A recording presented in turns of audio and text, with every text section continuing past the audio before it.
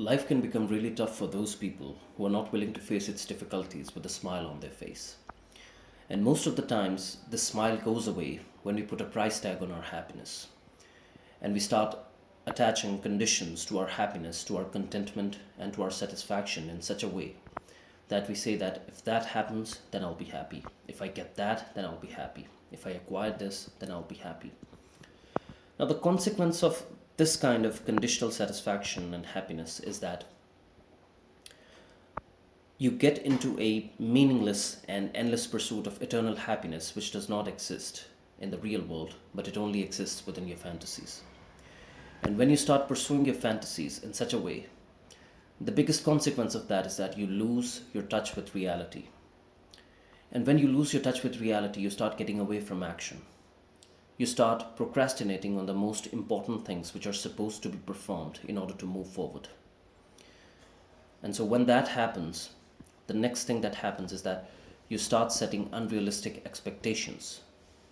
And when you're not able to fulfill them and you realize that the kind of expectations that you have from yourself are beyond your competence, you start becoming more afraid of taking action and you start procrastinating more and more.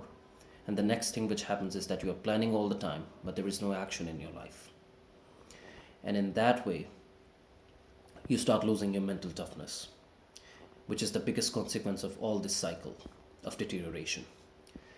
And so, in order to get out of it, the first thing that you can do is that you must start becoming comfortable with the uncomfortable.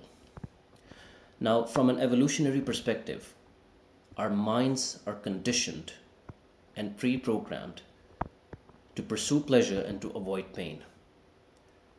But you will have to go contrary to that. You will have to go against that, and you will have to go against the flow. And you will have to deliberately put yourself into such situations where you will face uncomfort consciously, and then you will have to repeat this process until a time comes that your brain becomes conditioned to such an extent that it becomes comfortable with the uncomfortable. And when that happens and you start gaining your mental toughness back, the next most important thing which is going to happen is that that smile is going to come back on your face, because you will start separating your emotional life from everything which is happening in the outside world.